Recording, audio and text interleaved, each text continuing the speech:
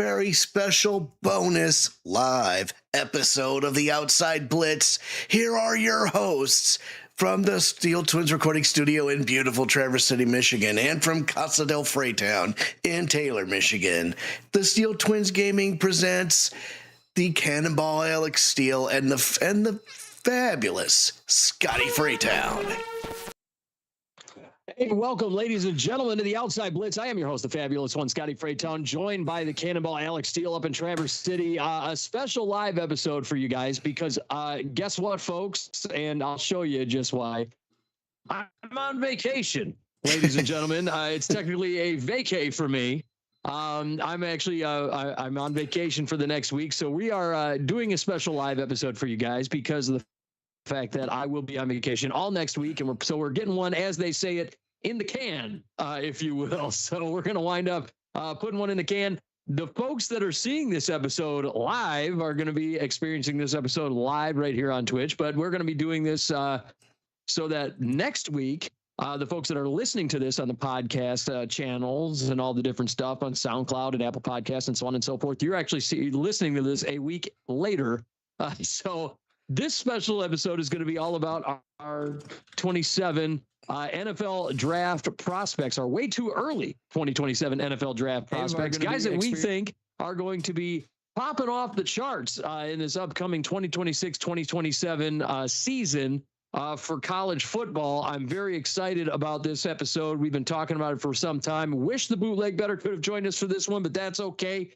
Boots has been man, life is lifing him to death right now. I gotta tell you. Yeah, the poor man is he without disclosing his position, let's just say he truly is the definition of blue collar hard worker, and they're working him extra hard. But rest assured, kids, on Friday, July 11th, do I have that date correct? Friday, July 10th, for release on Saturday, July 11th, you will hear the Bootleg Better's playoff predictor and some of his I believes.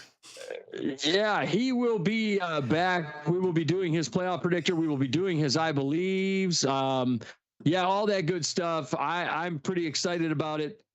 He's going to be back large and in charge Saturday, July 11th. Where I'm very excited to see him back. We're going to be doing that. We're going to have the Bootleg Better back on tap here. I'm so sorry. I'm getting all kinds of calls and messages from people. This vacation has been anything but a vacation. This has been insane for the first day of my vacation.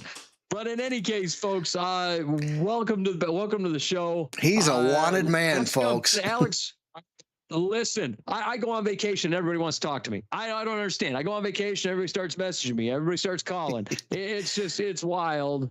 But right now, let's jump into our 2026-2027 NFL draft.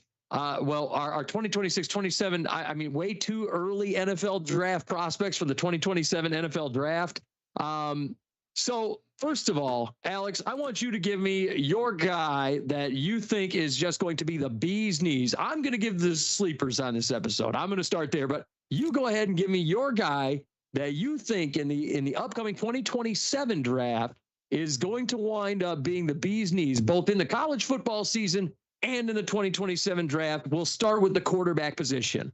Okay, so I actually have two guys pulled up for the quarterback position, and I think it's very important and appropriate that for the first person that we introduced this evening, we are going to go with Oregon quarterback Dante Moore.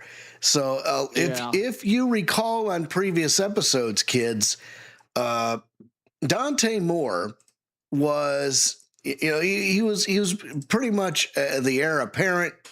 I don't know about the heir apparent, but he was like he was right there alongside Mendoza and the others and Klubnik and Aller and all that. I mean, you had the term right. I mean, he was the heir apparent to Bo Nix. I mean, Bo Nix was the guy with Oregon before him. Dante Moore comes in. he's the guy that was set to take the throne after the great Bo Nix finally goes to the NFL, right? And now Dante Moore, and we thought originally that Dante Moore was going to be the guy that goes in the 2026 draft. We sat here saying, oh, Dante Moore is going to be there, and he decides to stick around in Oregon, and which was crazy because we saw it was kind of an interesting little fiasco there. We might, because of him sticking around, we're probably going to see Dominic Raiola wind up sticking around in college for another year because of Dante Moore. So it becomes a little bit of an interesting little fiasco because I think Raiola went to Oregon thinking, well, I'm going to wind up taking over the starting role, and then Moore decides, no, I'm going to stick around one more year. I like Dante Moore. I think you're absolutely on point with him. I think he's the number one quarterback in this draft class. I think as long as he has another season like everybody's anticipating, I think we're going to be talking about Dante Moore as the number one quarterback out of this draft class, quite possibly pick number one in this draft. Mm-hmm. It's offensively in this draft, not super strong. And, but I think it's like a little top heavy, I guess you could say. But I think we could probably say Dante Moore is kind of being looked at as possible pick number one. Am I wrong? Nope. You hit the nail right on the head. And why is this? Well, if we pull up his statistics here on Pro Football Focus, he finished the season last year with an overall grade of 90.2 and a passing grade of 90.2. He only had. Okay, when it comes to pressures, he was sacked 19 times. I mean, but being a quarterback, you're gonna taste the dirt no matter what. But sorry, I'm looking at this statistic that says first. I apologize. According to the cheat sheet here, he got 166 first downs. So, yeah, whether it was by running or whether it was by, passing to the proper person. But here's what he had. He had 3,550 yards, 8.6 yards per attempt, and 30 touchdowns and 10 picks. Not bad. Not bad. No. Had himself a really nice season last year. Orange Bowl MVP. I mean, he had 286 yards in that game. If you look at what he did, I mean, he's shown to be a pretty prolific pocket passing quarterback in college football. Great arm, very accurate. I mean, you want to talk an accurate passer. He's got great touch on the ball. He throws the ball extremely well. I think Dante Moore is 1,000% the guy that everybody is just kind of staring at, just kind of the same way that going into this upcoming draft, everybody, and it's kind of funny. This could change very rapidly because we saw last year how originally we were talking about, all these different, Garrett Nussmeier and Cade Klubnik and it very quickly shifted, right? All the quarterbacks that we were staring at versus who we wound up looking at going into the draft. It started becoming Fernando Mendoza and so on and so forth. It was the craziest shift out of all these different quarterbacks that it was like all five of those guys that we were all staring at just went to the wayside because we all wound up talking about Fernando Mendoza and where's he going, and guys like Klubnik and so on and so forth, they kind of sunk in the draft a little bit. And Carson Beck, he was another guy that we were kind of talking about a little bit more. Even though he went third round, Carson Beck was a guy that we were talking about. So, I mean, even though this could change, I do think that Dante Moore is the guy, especially out of Oregon, a place where they run pro-style offenses, a place where they run a lot of high-powered passing offenses, really balanced offenses. I really think Dante Moore is going to be a special player in the NFL. And, man, you want to talk – I mean, that's what Oregon love accurate passers. And he can pass the ball well at all three levels of the field. I really like Dante Moore. I think you're 1,000% on point with that. That is, the easy, surefire, low-hanging fruit. Yep. The balls to the wall pick, you know? So here's another one that when I was starting to look this up, I mean, he, out of all the players that are ranked for the 2027 draft, the person that popped at the top of the list, and I took a look, he's playing for the Auburn Tigers this year, but last year he spent all his time at the University of South Florida. I'm talking about Byron Brown. So this is interesting. He had a 91.5 overall PFF grade last year, had 342 pass attempts and 225 completions for a 65.8 completion percentage, 3,131 yards with a 9.2 average, 28 touchdowns and only 7 picks. Now, pretty high drop rate, I mean, with amongst his receivers. But, you know, is that the fault of the quarterback or is that the fault of his receivers? I mean, that's the question you got to ask yourself there. Because with Dante Moore, he threw the ball, 412 times. There were only 12 drops, 114 drops. Okay. Okay. So so I definitely, turnover worthy plays. Okay. I read the wrong statistic. I apologize for that, but even still, that is a question you do have to ask yourself. Here's what I love about Byron Brown. Here's what I love about him. He can make plays with his legs like a lot of the quarterbacks in this draft class can't. That's one thing I love about him. The downside about him is that there is an injury history there. And the injury history is lower body. So I mean that's something to really think about. He does have a lower body injury. And look, it did cost most of the 2024 season. But he's going to be, it's one of those things where like, are you willing to take the risk? I think teams are going to be more inclined to take the risk as long as he shows that he does have the speed and he does have the athleticism, especially if and this is going to be a test. We go to the NFL Combine every year. That's going to be a test that you're going to see at the NFL Combine, right? Does he have the agility? Does he have the speed? Does he have the ability to move, even in spite of previous lower body injuries? Last year, I mean, he showed it. I mean, he's a dual threat quarterback. He showed it. Right, rushed for 809 yards in 2023.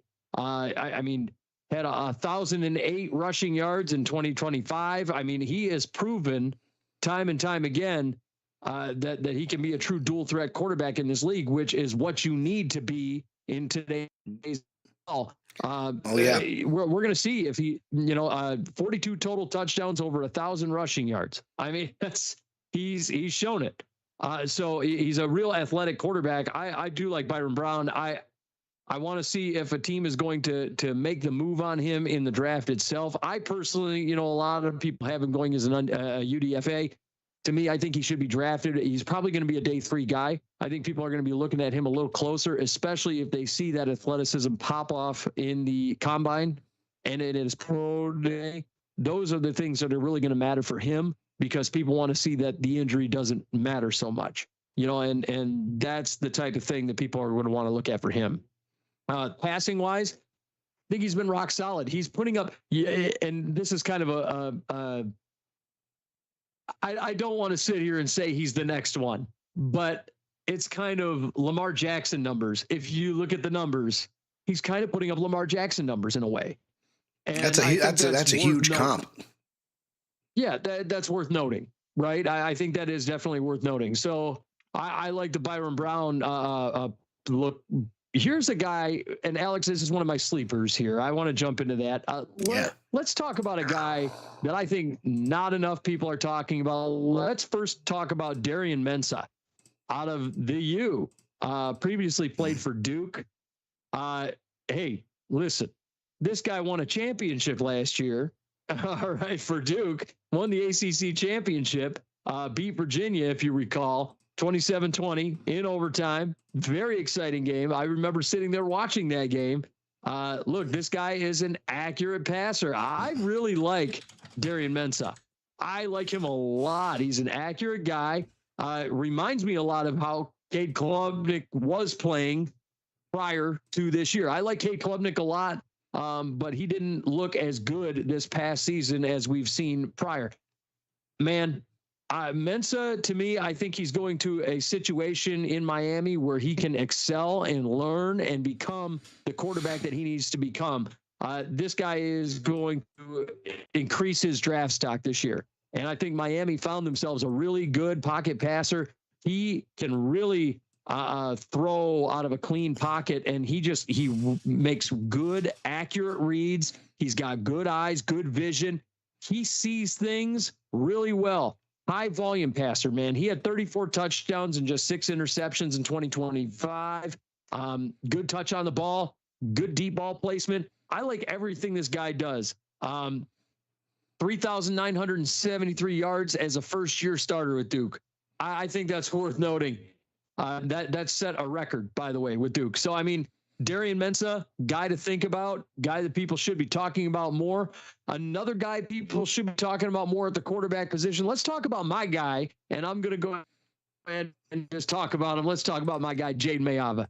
Just because I'm a USC flunky, and I love me some USC, let's talk about Jaden Mayava. At least he admits it. Hey, I'm not going to deny it. This is a guy that nobody's talking about, and this dude is for real. I don't know how people are not talking about Jaden Mayava. At this stage, I don't, because I watched Jaden Mayava do some things last year for USC in Lincoln Riley's offense that were just excellent, just phenomenal. I watched him. I watched a play where a fumble, an interception happened. He chased a defender all the way down the field to create a fumble that caused the defender to fumble the ball out of the back of the end zone. So it became a touchback and USC got the ball back. I watched him do that. You want to see a guy who has great awareness and just great spatial awareness and great ball skills and the ability and the knowledge and the understanding of what he's doing on the field and you know, just that level of awareness. You don't see that. He beat the hell out of Michigan last year. He beat the hell out of them for 3 scores on 20 of 26. It was just nasty. I saw him rushing in touchdowns, putting a game on his back several occasions. This dude is legit. And I want to see now, and people are going to say, oh, well, he had Mekhi Lemon was the Biletnikoff winner. He had him on his team. I want to see what he does with a different set of receivers. Okay. I think I said that. Yeah. But I want to see, we're going to find out this year if it was Mayava or if it was Lemon, because last I checked, Lemon was the Biletnikoff winner. Okay, we'll give it to him. And I love some Mekhi Lemon. But Jaden Mayava, he was still the guy throwing Mekhi Lemon the football. Mm-hmm. And that it does raise the question. Yep, I don't disagree with you at all. I think Jaden Mayava has a lot of talent, and you know he can carry this Trojans team to heightened success. You know, I 100% agree. You know, he had an 86.2 offensive grade, an 81 passing grade, 78.3 run grade. One thing to notice in that Michigan game, he threw 32. He threw 32 balls and had 25 receptions for 260 yards, 2 touchdowns and a pick. And all of last year he racked up 3,700 yards in passing. So very, very impressive.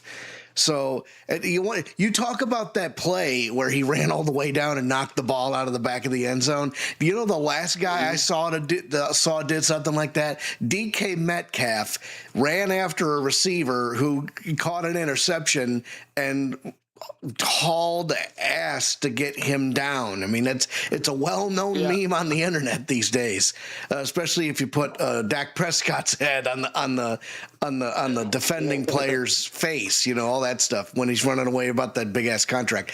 But the point is, having spatial awareness like that, having field awareness like that, and football IQ like that, to have the presence of mind, like, okay, I got to make a play here. I'm there. This guy's not getting a pick six on me. That is huge. Yeah, and look, something about Jaden Mayava, look, I know there's a lot of people that look at him and say, look, he's not very risk averse. He kind of throws the ball a little, he takes a lot of unneeded risks and whatever the case may be. But I do like a player that when there's occasions, like, I like the Brett Favre types. Everybody likes the Brett Favre types, the gamers, right? The guys that are going to go out and put their balls out on the table and say, hey, this is what I'm doing. And look, Jaden Mayava is that kind of guy. And some people say, oh, well, it's sloppy, or, well, you know what? With some development, maybe he can cut down some of that stuff. If he can cut down a few of them, I'm not too mad at him taking some risks. And I understand there were some people that were down on him after the Nebraska game, because that Nebraska game was ugly. Okay. Nebraska had one of the best pass defenses, if not the best pass defense in all of college football last year. They were terrifying. It was a no-fly zone, and they held him down like it was going on 9 completions, I think it was. I mean, it was just ridiculous. But to me, Jaden Mayava is going to be the real deal when it comes to beating teams that you need to beat or you should be beating. Jaden Mayava is going to beat those teams. So I do like Jaden Mayava. I think that's a guy that people should be looking at. That is for real. Let's move into the running back position. Alex, tell me about your favorite running back coming out of this, coming into the college football season, and a guy that you think in the 2027 NFL draft class will be highly talked about, highly touted. Well, I'm going to go ahead and take a bit of a detour on this because you know me. I love Michigan. Even though they've had some controversy over the past several years, I love Michigan. But this time, the guy that I've got my eye on from the running back position is a running back by the name of Ahmad Hardy, out of Missouri. So if we take a look at this man's highlights. Okay, so I'm going to grab it. I had wide receivers pulled up, so I was all ready. But it only takes a couple of seconds. In 2025, this man put up a 91.9 offensive grade overall and a 92.5 run grade, and that is special. That is very, very special. And if you take a look at Hardy, tell me what you like about this guy. So Ahmad Hardy, Doak Walker finalist. Look, he was 1,600 yards, 16 scores. Here's the thing about Ahmad Hardy. The blocking for him in Missouri wasn't very spectacular, okay? And he still put up 1,600 yards. What's even more interesting about him to me is look at the yards after contact for this dude. There's like 1,200 yards after contact for this guy. It's insane. I don't understand how people aren't looking at this guy going, oh, this man's a menace. Like the amount of yardage after contact for him is crazy work. I mean, it's like, whoa, shit. And then 298 yards and 3 touchdowns against Mississippi State in one day. Yeah, you had one game, 298 and 3 touchdowns. That's insane. This dude is a monster. And the crazy part is that the size it's not like he's Derrick Henry size. He's about 20 pounds lighter than Derrick Henry, and he is still just beating the hell out of people. And he's a power runner. This guy is a tackle breaking menace on the field. He just beats on people, just a bulldozer out there. I love it. You always say roll the bowling ball. This dude is the bowling ball. That's exactly what you're looking for.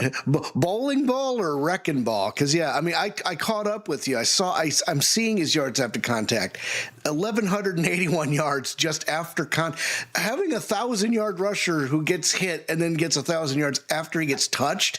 That's unheard of. That doesn't make it's almost inhuman. And he got 1,648 total yards last year. 16 touches, 16 touchdowns, only 3 fumbles. He played 298 snaps and had 257 rush attempts. That's impressive. And of course he did his hardest work, obviously, as you mentioned, at Mississippi State, putting up almost 300 yards in a single game. I mean, that's crazy work. I mean, I want to see what this kid does next year. He's a beast, and I look at a guy like him, and I'm like, oh man, if Baltimore was ever looking for a Derrick Henry replacement, look no further. If you were somebody was looking for, but like if Detroit was like looking, let's say I know they have Isaiah Pacheco, but let's say they look to move on from Pacheco after this year, because Isaiah Pacheco is a very violent runner. This guy at his age, and they could get him for probably cheaper than Pacheco. You get a guy like this. I mean, he makes a lot of sense for a team like Detroit. This is a nasty runner, and I really, really like him a lot. He's only 5'10". Derek, we've seen how big Derrick Henry is, how tall he is. Ahmad's less than 6 feet tall. And you and I, we're not exactly giants in our own right, but 5'10" in football is pretty short. But for a guy that size and 206 pounds, like you said, he's an absolute menace on the field. Yeah, he's a monster. Let's talk about it very well. And I know you know very well. Of course. I want to talk about Justice Haynes a little bit. Justice Haynes, former Michigan man, transfers out, goes to Georgia Tech. Look, this dude was setting the world ablaze over there in Michigan. Look, I was amazed that he left Michigan. He led the Big Ten in rushing yards before he got hurt. 857 yards on 121 carries. He was averaging 7.1 per attempt, and he had 10 touchdowns in just 7 games. He was doing great. He had 159 yards and 3 touchdowns against New Mexico, 125 yards against Oklahoma, 26 for 152 and 2 touchdowns against Michigan State. I mean, like, this guy was pretty damn good. He went to the transfer portal. He goes to Georgia Tech. Look, this guy is going to be a great rusher. I was surprised that he left Michigan, but with all the trouble that's going on in Michigan at the University of Michigan, I know you're well aware of all the controversies that have taken place there. Look, this guy, he's going to do well at Georgia Tech. He's going to have a great time down there. He's going to run his ass off down there. I'm a little surprised it was Tech. I'm surprised that other bigger schools in the SEC weren't looking at him, because he could have been a big-time SEC runner, in my opinion. I think he could have been an SEC runner. I think he could have gone to another Big Ten school and been successful. I would have loved to see him at USC, but hey, that's just me. But look, that guy, we're going to be talking about Justice Haynes as an NFL player. Big-time runner. He's excellent. He's just excellent. Just all around excellent. A one-cut, nasty runner. Great speed. He's good. A really solid zone runner. I would love to see him in like a zone run scheme. I think that would be his like bread and butter. If you get him in like an outside zone, I think he would be phenomenal in that scheme. But his production, I mean, I think it spoke for itself down in Michigan. I mean, a 7 game put up that level of production. It's pretty special to put up over 850 yards. So I want to see what he does at Georgia Tech, but we're going to see what he does moving forward. Alex, what say you about Justice Haynes, a guy you know a lot about? Yeah, so, and it's to your point. He did not play a full season last year. I mean, he started every game that he played. So you have to wonder why that happened. I mean, I don't remember if he got hurt or anything, but the fact that he's, in only, 1, 2, 3, 4, 5, 6, only in 7 games, he still got 10 touchdowns. That's he got 3 touchdowns against New Mexico, which, okay, just as an aside, there was no way that game should have been that close, but I digress. 857 yards in those 2 games, and 456 of those yards came after contact. So Yep. you got a guy that knows how to keep his feet up and knows how to keep driving forward. He's got a lot of fall forward to him, as they say. Yeah, So, as Boots says. Yeah, as Boots always says, we miss you, brother. So, so I want to see what he can do with a full season. And the ACC is not necessarily a conference to sniff at. Georgia Tech, they had Haynes King as the as the quarterback, and then he got drafted this past year. But I mean, it's like Justice Haynes King. It's like Haynes King Justice or something. I just think that's funny. But I am curious to see what he does with a full season. Given. Let's play the schedule game a little bit. I'm feeling frisky. So if we go to the NCAA and we go to the schedule and we talk about Georgia, the Ramblin' Wreck down at Georgia Tech. If we go to teams and then we go to the ACC, we go to their schedule. So they got Colorado to start the season. They got the Buffaloes. They're hosting Colorado. Then they're hosting Tennessee, so they got an SEC opponent. And then they have a cupcake throwaway against Mercer. Then comes the conference games: Stanford, Duke, Virginia Tech, Boston College, Pitt, Louisville, Clemson, Wake Forest, and then oddly enough, because I think this is a rivalry game. Saturday, November 28th, they got the Georgia Bulldogs at the Georgia Dome.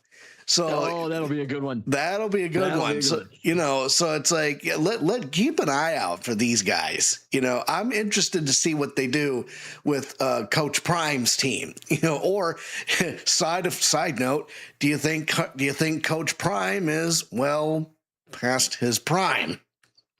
Yeah, we're gonna find out. And then another guy I wanted to take a peek at, just because I want to talk about Quentin Joyner, the former USC Trojan. He was a 2024, in 2023 and 2024. He was a USC Trojan, transferred in the transfer portal, went to Texas Tech, tore his ACL, non-contact play. It was in August. It was just a scrimmage that he hurt himself, so he didn't get to make his debut at Texas Tech, but now he's set to make his debut at Texas Tech. Now, with USC, he was the guy that was the change of pace back to one of my favorite USC players, and a guy that I didn't think got a very fair shake at USC because of the way that the team was made up, in Woody Marks, who is now playing for the Houston Texans. I love Woody Marks. I've always been a big fan of Woody Marks. He's one of my favorite players in USC. But this guy, Quentin Joyner, I was sad to see him go because he's such a special, explosive, nasty running back. And this is a guy that, you go to Texas Tech, you mean business. And he went to Texas Tech this year, and man, I could only imagine what would have happened for the Red Raiders if he was playing, because he didn't get to play with that ACL, but you saw what happened with Texas Tech this year and how they kind of blew up. And we saw how many players from Texas Tech went in the NFL draft, big time players. But, Big Will joins us from No Shot Bot TTV. You're a fan of his because you like his name, Woody. Yeah. I mean, listen, all right. Listen, asshole. But anyway, we'll move on. But in any case, and look, you saw what the Red Raiders did this year. You saw how many players went in the NFL draft this year from Texas Tech. We talked about all those players. It was like, holy crap. It was like a who's who, right? So I believe that Quentin Joyner, had he taken on a more prolific role in that offense, we might have been talking about Quentin Joyner as a guy going in this year's NFL draft if he had, just blown up the way he did. I like Quentin Joyner a lot. I think he's explosive. I think he's physical. I think he's just a special player. Listen, 7.6 yards per carry as a redshirt freshman in 2024. I mean, I think that should tell you everything you need to know about him. I mean, he's just all day long speed. He can handle. He won the Texas Tech lead yards per carry as a redshirt for down there. I mean, That was before even playing it down. And then he just had a non-contact injury. I want to see what he does this year. I think he's going to have a great year. I think we're going to be talking about Quentin Joyner as a possible 2nd or 3rd round pick by the end of this season. Listen, get ready for Quentin Joyner. And if the ACL healed correctly, we're going to be having a completely different conversation about him because nobody's talking about that guy right now. Let's jump into wide receivers. Alex, give me your guy. I think I know who you're going to mention right off the rip, and it would be silly if you didn't. Yeah, it's quite obvious. Out of the Ohio State University, even though I hate the school, I do love this player. We're talking about Jeremiah Smith. And obviously he's not going to be even eligible for the draft until 2028, but you know, we saw what he did in his freshman year. When he was a freshman, he popped an 89.7 PFF grade. No, sir. He will be eligible for the 2027 NFL draft. Oh, good news then. You know, because that's right. Because he's a junior this year. Usually, if you show yourself out, show up and show out in your junior year, then we see that. But if we talk, so. Okay, let's just take a look at what he did last year real quick. 1,243 yards, a 90.7 PFF grade. He had 87 receptions. Why is it receiving? I got to go to passing. Although, hang on. I apologize, kids. Yes, he is receiving. I'm so silly. Out of 106 targets, he had 87 catches for 1,243 yards. And if we take a look at yards after catch, he had 300, yards after contact, 378. So that's very, very good. He had his most prolific games against Penn State and Purdue. The guy is an absolute speedster. What say you, Scott? I think this guy is the next Randy Moss.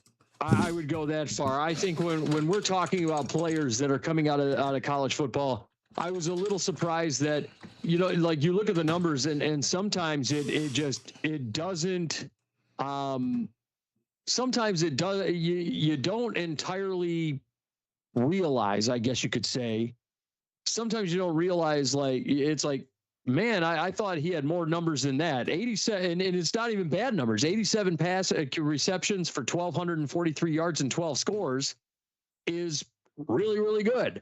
And I guess sometimes we're sitting here and we're just like, man, it shows. I think maybe it's a testament to how good the guy is when you're expecting more. Man, I expected 1,800 yards out of this guy, 20 touchdowns, maybe that just makes me, maybe we're expecting too much, but look, he had 106 targets. He doesn't drop the ball very much. He only had two drops. He's a vertical threat. He can catch the ball over the middle. He can do it all. He's a route runner. He plays well in the slot. He can play anywhere along the formation, but he's primarily does well as an outside boundary X receiver. Reminds me a lot of, and I know I said Randy Moss, reminds me a lot of like a combination of Moss and maybe Justin Jefferson kind of combined. I mean, because he plays so well from the slot. He's kind of like built like Jefferson, but moves like Moss. It's kind of a weird combo. He plays so well. This guy's going to be prolific in the NFL. I think he's going to be better than just about any Ohio State receiver that's come out. I think he's probably one of the top 5 receivers in the world right now, including in the NFL. This kid's going to be special.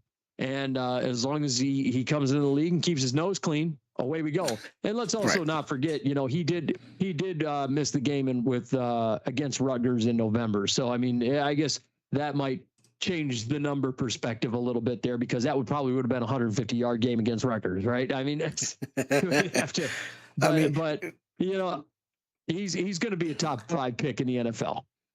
Yeah, absolutely. There's not much else that can be said about this young man. So who do you have for your pick at wide receiver? Speaking of, I'm going to go with KJ Duff. I like KJ Duff a lot. Real true boundary X receiver, as Boots talks about all the time. Real contested catch kind of guy. That's what I like about him.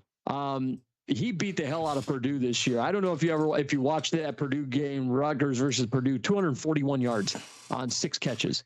That's insane. He's not a speed burner. Yeah, I know. He's not a speed burner by any stretch of the imagination. He's more of a big-bodied guy. He uses that big body to kind of bully around the defensive backs to kind of get to those catches, which is great. I like that a lot. He's got great hands catching the ball. He's more of a receptions guy. So he reminds me a lot, and this might be a weird comp, kind of reminds me of Eric Decker a lot in a couple of ways, which is kind of a weird comp. Kind of throws that weight around a little bit, boxes out receivers, and makes really physical contested catches. And that's what I like about him. I don't think he's going to be a speed burner by any stretch of the imagination, but you want like an Eric Decker or maybe an Ed McCaffrey type of guy. And then that might be an even better comp, maybe like an Ed McCaffrey. I think that really makes him stand out. You're talking a guy that he's not going to be a speedster by any stretch of the imagination. He's just not. But I mean, that physical contested catch rate is what I like the most about him. Kind of reminds me, and on one of the most common comps I've seen for him is a guy that actually just became the NFL Offensive Rookie of the Year, was Teteroa McMillan, which I think that's a really good comp for him as well. Really does well in the middle of the field. Really does well as a deep threat guy. He can make catches, make plays at all 3 levels. I really like this guy. Give me KJ Duff out of Rutgers as my my little bit of a sleeper here. I think he's probably going to go in the 2nd round, and which really doesn't make him too much of a sleeper, but I think he's a guy that nobody is looking at that they should be looking at moving forward. Alex, let's jump into our tight ends here. Give me a tight end that you think is going to wind up being good in the NFL draft for 2027 or in this college football season. So let's take a quick peek skis here at Trey Green out of Louisiana State. So his PFF grades are deceptive. He had a 75 overall offensive grade, a 77.6 receiving grade, and a 72.1 pass blocking grade. So when we talk about his receiving statistics, he was targeted 51 times. He caught 33 passes for 433 yards. Yards after the catch, he had 201 yards. Now, if we take a look at his pass blocking, that's what his bread and butter was last year. He had out of 314 pass snaps, he had 27 successful blocks. And in the true pass set, we have here he had it's 117 true pass snaps. So when we go to blocking, his run blocking grade was not as good as his pass blocking grade, but what can you tell me about Trey Green? He's huge, is what I can tell you about him. He is huge, a massive mountain of a man, 6'7" and 240. Just a massive mountain of a man. We've been seeing these huge tight ends come into the NFL recently. We're talking about guys like Darnell Washington, for example, out of Pittsburgh. We've seen him just. I mean, we watched him. We were kind of laughing because it's like, oh wow, it's like a defensive tackle catching passes. It's like, what are we doing? But he's got the speed and athleticism to go with it, which I love. He doesn't drop passes a whole lot. I mean, a lot of people are like, oh, he had 5 drops. Man, he had 5 drops. People are like, if you're going to be that nitpicky, he had 51 targets. He had 5 drops for a 240-pound, 6'7" tight end. Come on. What the hell are we talking about? Like some people have been a little nitpicky about the guy. It's like, go ahead and try and tackle him and tell me you're having a good time in December. No, I'm in a blizzard trying to tackle this guy and I am crying afterwards. That just sounds like a miserable experience. South Carolina, he had 8 catches and 119 yards and a score against him. I mean, I think that should tell you everything you need to know. He was 2nd team All SEC when it comes to production. at age 19. I mean, like, I mean, this dude is for real. Yeah, I think a lot of people, do I think he's a first round pick? Probably not. A lot of folks have him projected as a first round guy. I don't think he's a first round guy. And the production, it's going to be there. I think he's just a big body dude. I think you're probably going to talk about him early second, because I think a lot of teams are going to view him like in the same vein as Darnell Washington. And so I could see him dropping to the second round. A lot of places have him projected first round, like mid first or late first. To me, he's a second round guy that people are going to be looking at as a second rounder. But I still like Trayvon Green. I think he's going to be a really special player in the NFL. And a lot of people should be considering him. The guy that I actually had, though, was just underneath him, was Jamari Johnson out of Oregon. I think this is the best tight end out of that draft class. I like Jamari Johnson a lot. Comps for him, let me read these comps for him that are most common. Holston Loveland, Pat Fryermuth, Tucker Kraft. Like, I think that should say something. I've been hearing those comps about this guy for a minute. So I'm like, okay, that's interesting. 257-pound tight end. So again, big dude that catches the ball well. I mean, he's a great receiver. I mean, he does well in all three levels. His blocking could use a little bit of work, but I mean, beyond that, I like this guy. He despite the size, his blocking could use a little bit of work. But I mean, his contested catches seem to be pretty fine. He's got good hands. I'm not mad at it. I'm not mad at this at all. He's just, and this is a kind of guy where like kind of a Max Bredesen, where if you were to like pick him up at a 207-pound frame and you were to stick him in at fullback, I ain't mad at that either. You know, like it's this dude's going to get drafted. He had nearly 16 yards per catch. Yeah. He's a good receiving tight end. And again, another situation where it's like, good luck in December and January outside taking this dude down. He's just a big, nasty, brutal tight end with good hands. You want to talk about a tight end who transitioned to fullback. You got to talk about one of my favorite players, Robbie Outs from the Seattle Seahawks. Yeah, the world champion Seattle Seahawks. So again, two guys that I had on my list, you know, throughout the draft season last year, are wearing a Super Bowl ring now. So I'm like, yes, sometimes we know what we're talking about here.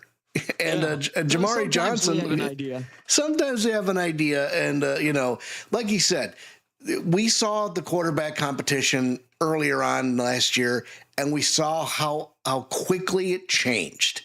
And we realized that could happen this year.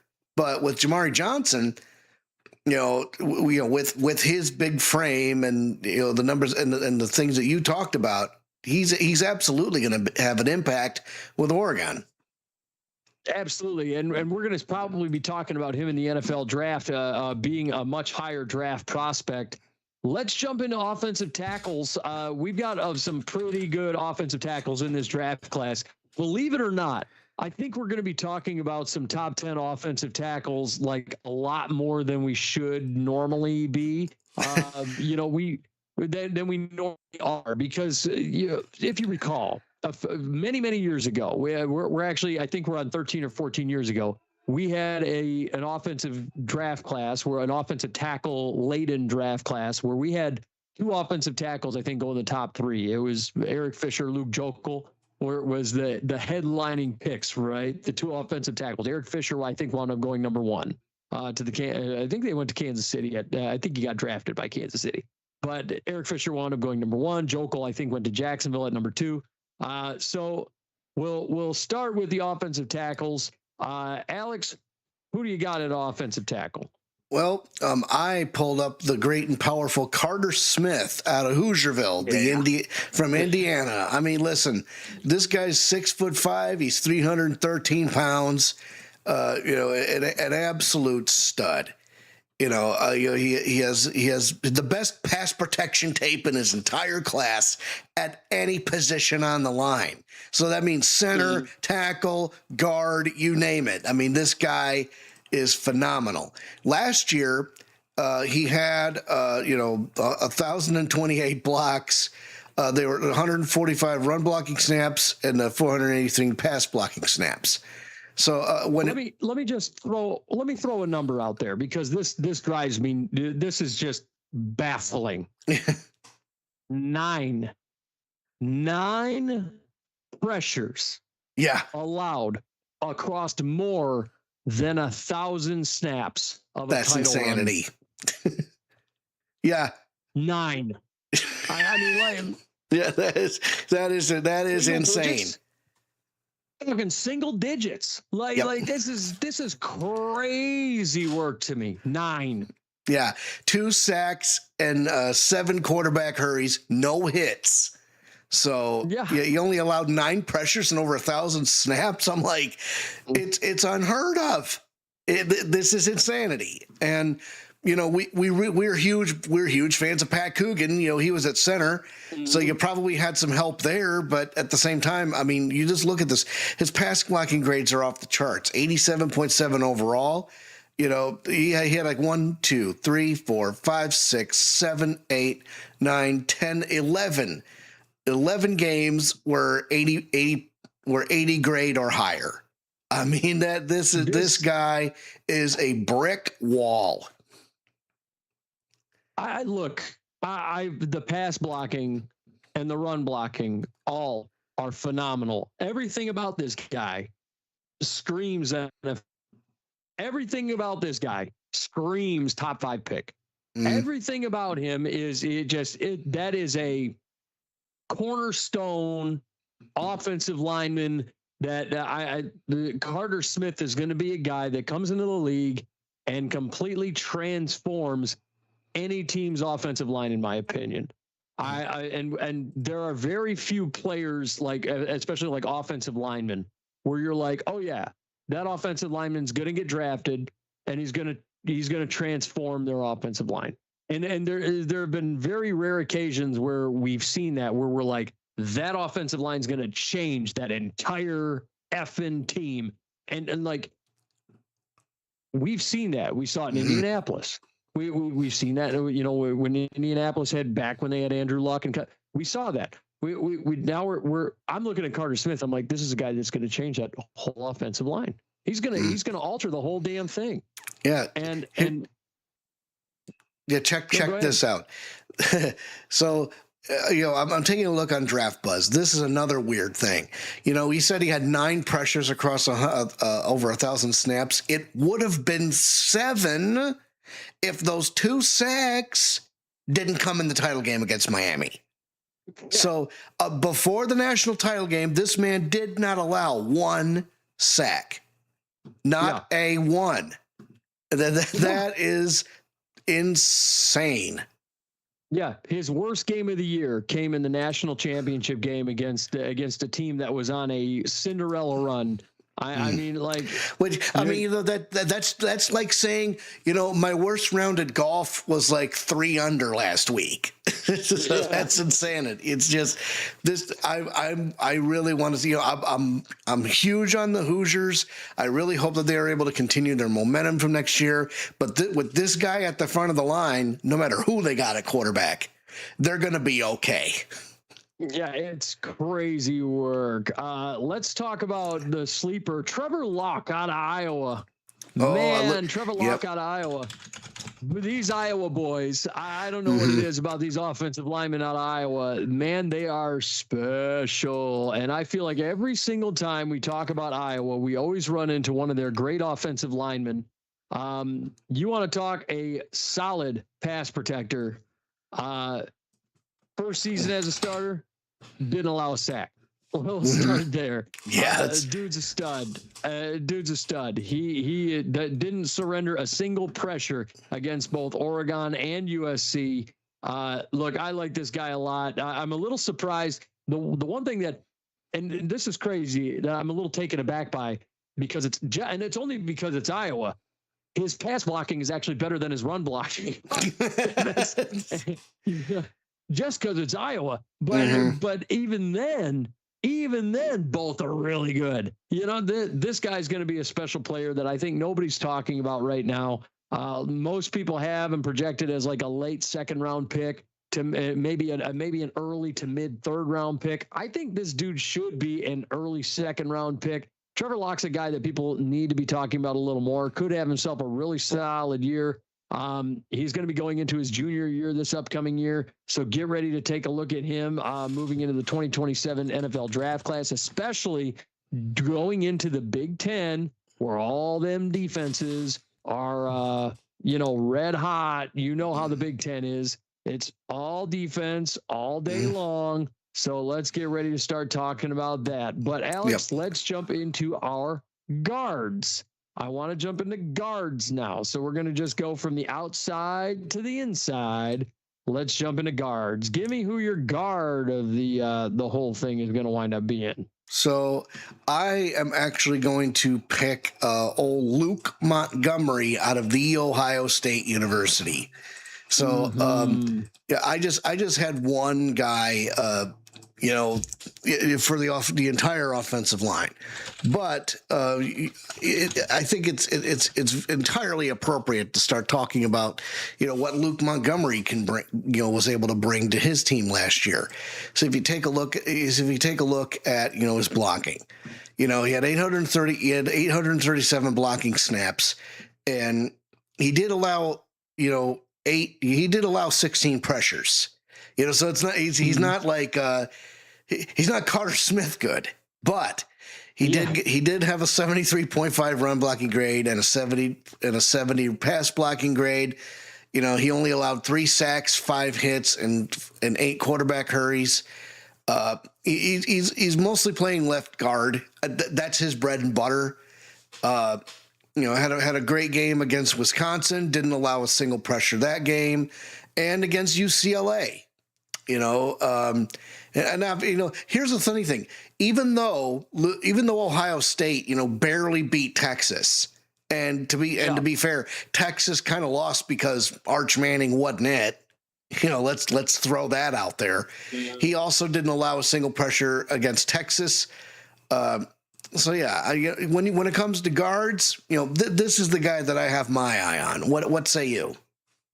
Well, I like him a lot. He's a really solid, really rock solid player. The run blocking grade is a little better than the pass blocking. He did give up 16 pressures last year, but 8 of them came in 2 games, which were 2 of the biggest games of the year for him.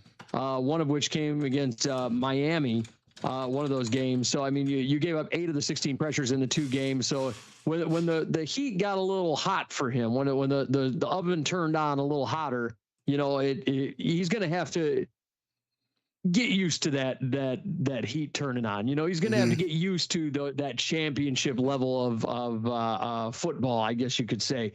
My guy is going to be Cade Piper out of Iowa, another Iowa boy. You want to talk a guy? Now, this guy is just he has Iowa football written all over him, because look at that run blocking grade versus that pass blocking grade. My goodness.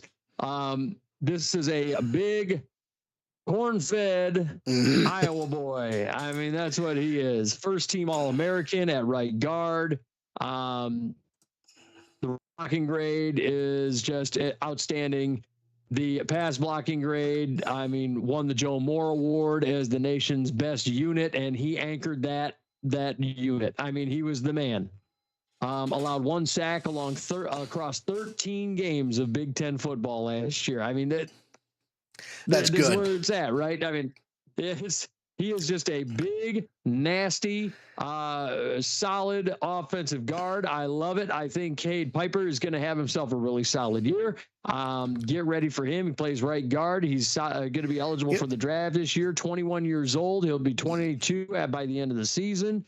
He's at that age where it's time to get drafted. Love him. Going to be really great out of the Big Ten. You want to know what I want? I want him to grow another mullet. I want him and Jennings Dunker to be on the same line and just have both of those guys have just that long flowing, business up front, party in the back gimmick. That would, yet another reason why I'm excited for Steelers football because, Jennings Dunker was one of my, eye catchers at the combine this year. And, and if Cade Piper will follow in his footsteps, I mean, the University of Iowa, they call it tight end university. I think we're going to start calling it offensive line university. Yeah. I think Iowa their offensive linemen have just been outstanding really recently. I think it's really worth talking about they used to be tight end university for a long time. You are right. They've become offensive line university. This is where the best offensive line seem to come from. Let's look at the centers. We got to jump into those centers real quick here. Alex, give me a look at the one center that you really like coming out of this class. Okay. So if we you know what? I'm going to take a turn here. Because how much I love the Island Boys. Iapani Laulu. I think I got it. I think I got him. So funny. Okay, I gotta make sure I got this guy's name spelled right. Iapani. Yeah, Laulu. But I mean, look, he might have a name. It's a tongue twisting name, but don't get it. Don't get it twisted. The guy's a stud. If we take a look at his blocking grades, he had 64.5 run blocking grade, 82.3 pass blocking grade. Let's take a deeper dive into that pass grade. So out of 446 pass snaps, he allowed only 11 quarterback pressures, 1 sack, 5 hits, 5 hurries. He's just a big, nasty dude. I mean, he had several games where he didn't allow a single pressure, including against Wisconsin, Iowa, and the Minnesota Golden Gophers, and against Washington.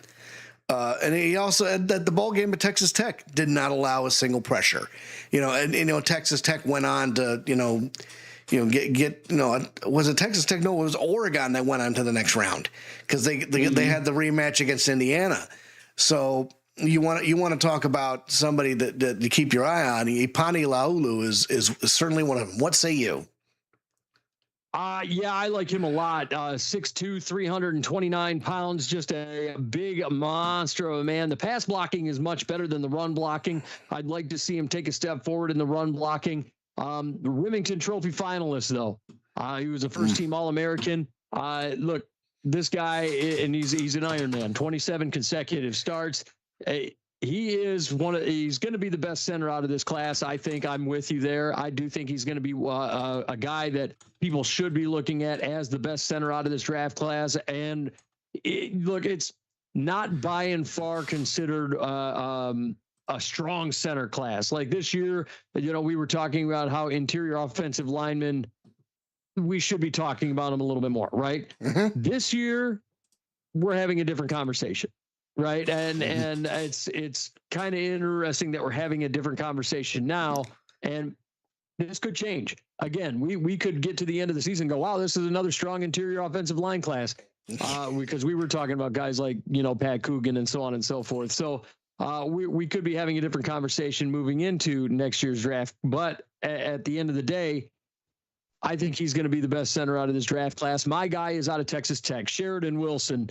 I like Sheridan Wilson a lot. Pass blocking extraordinaire. The downside to him is I want to see the run blocking get a little bit better. But you want to see a guy that is a really solid pass blocker. That's where it's at.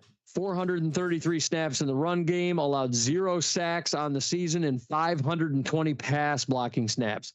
I think that really says a lot. 4 pressures and 529 protection snaps. He was the best in that situation. He was ranked among the nation's best pass blocking centers for the 2nd straight year. 14 games of a conference championship run without missing a start. So, I mean, He's an Iron Man, all Big 12 recognition. He's already on the watch list. So the season hasn't even started yet, and he's already on the watch list for the Remington Award. So, I mean, get ready for this guy.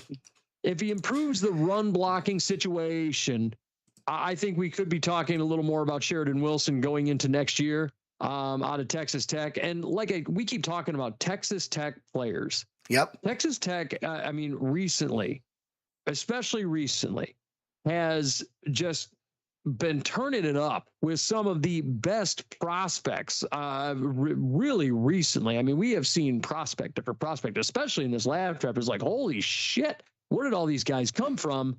I like Sheridan Wilson a lot. I think we're going to be talking to him as day 3 guy that winds up, and a lot of people haven't projected like super late. This is going to be a fourth or fifth round guy. And he's a pass blocking monster. Yeah, I think I have an idea why we got so many studs coming out of Texas Tech. Guess who else came out of Texas Tech?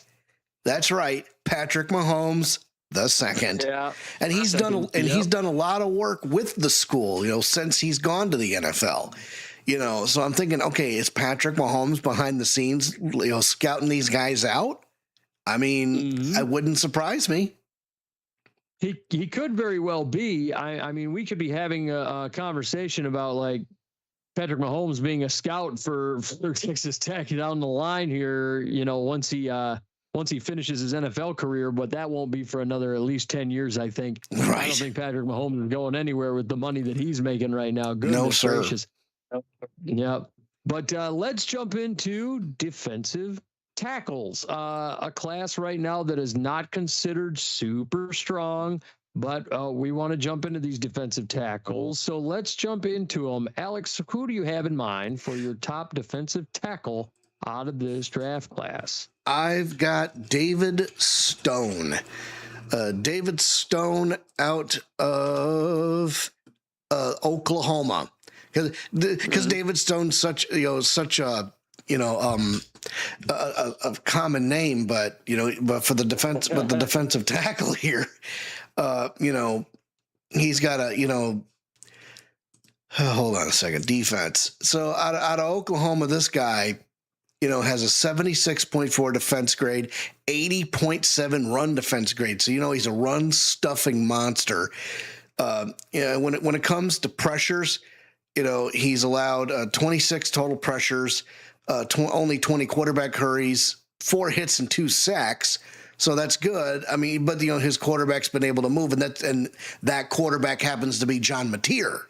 So it's not like he was gonna get too much. He didn't have too many troubles.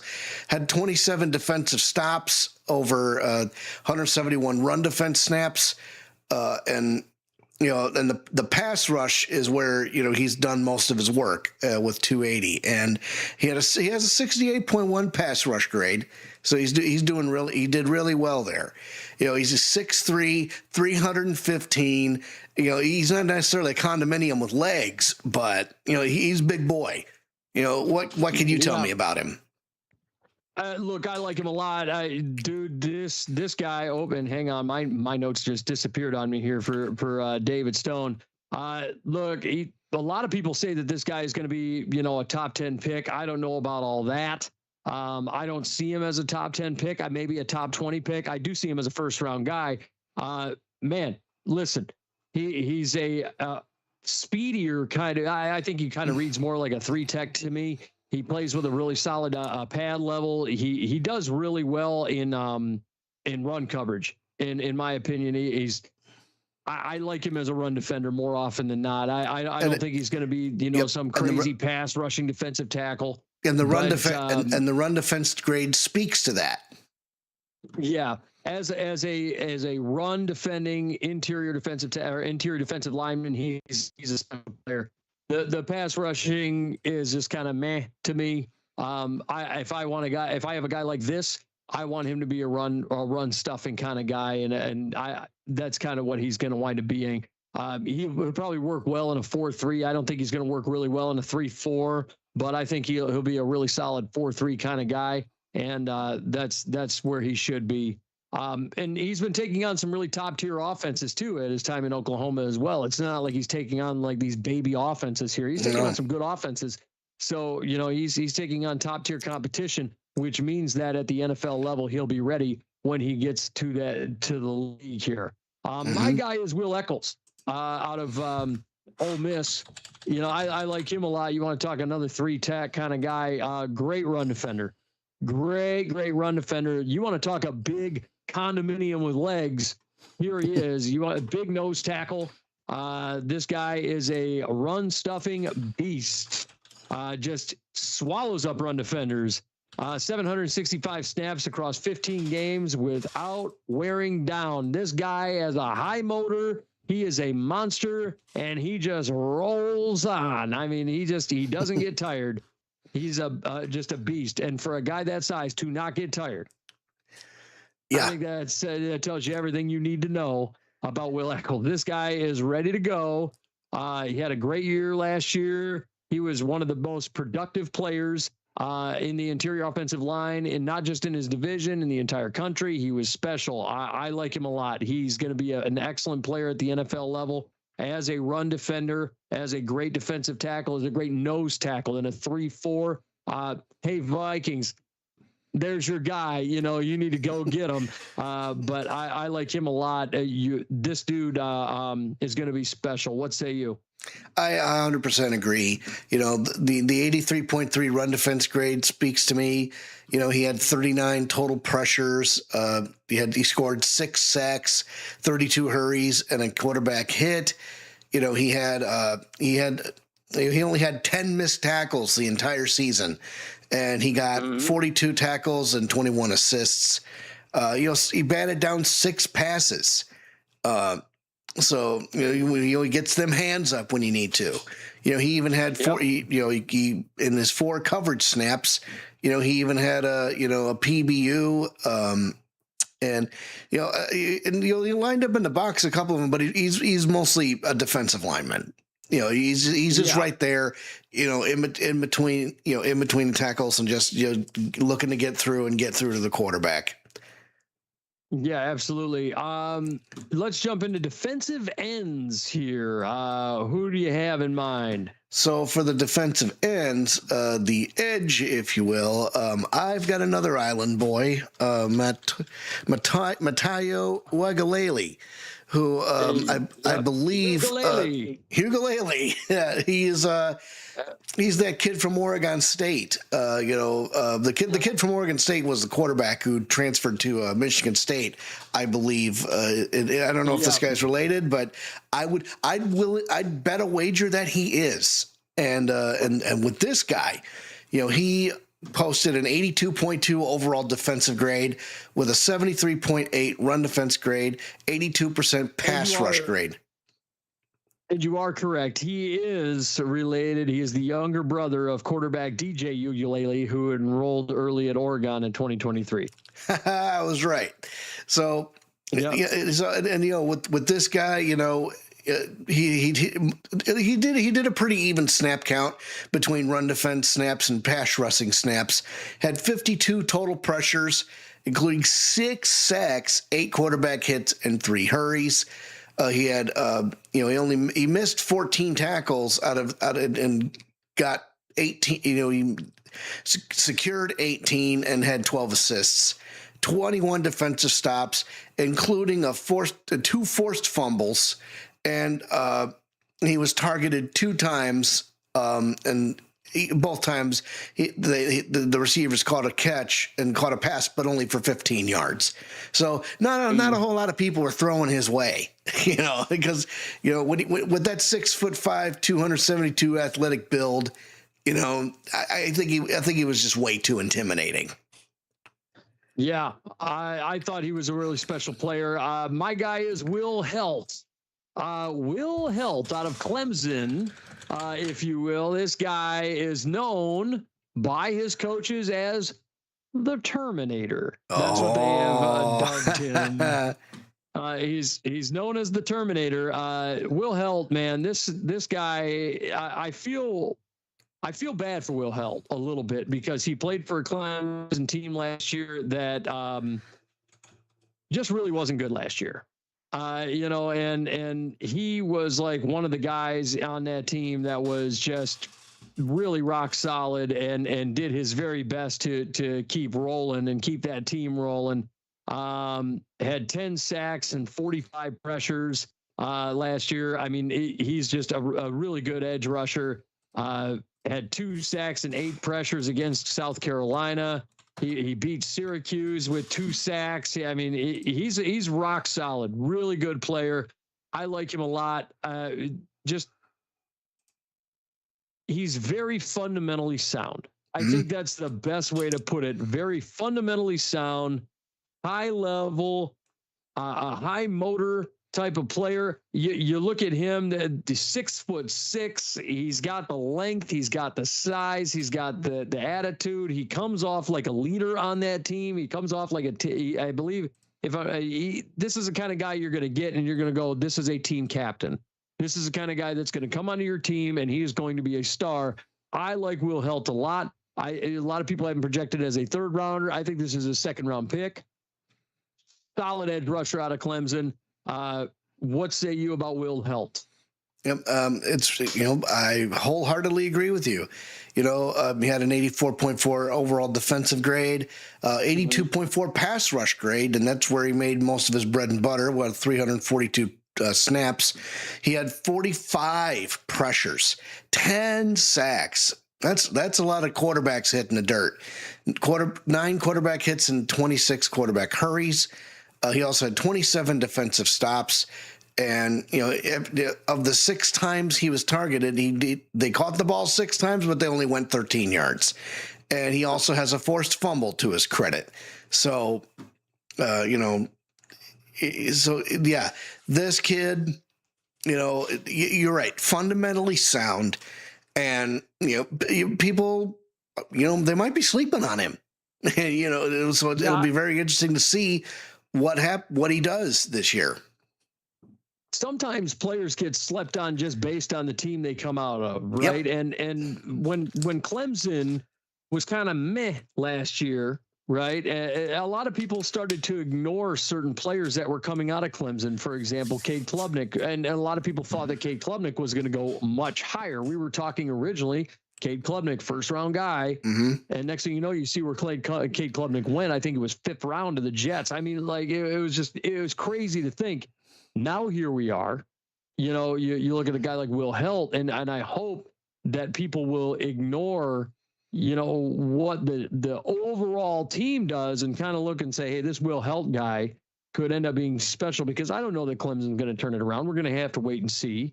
But if Clemson doesn't turn it around, at least people could kind of take a look and say, hey, this Will Helt guy could be great at the NFL level. Because there were moments in certain games where I saw Will Helt taking over games on the defensive side of the football for Clemson and making things look a little better for Clemson and kind of fixing a lot of the damage that was being done because of the lack of efficiency on the offensive side of the football. So I'm hoping to see what Will Helt can do on the defensive side of the football at the NFL level. I hope that he has a really great year. Let's jump to linebackers. We'll jump to the linebackers here. Alex, who is your linebacker that you are looking at for the upcoming 2027 or 2026-27 season and for our way too early 2027 draft prospects? Out of the University of Texas, go hook 'em horns. We got Colin Simmons, the linebacker out of Texas.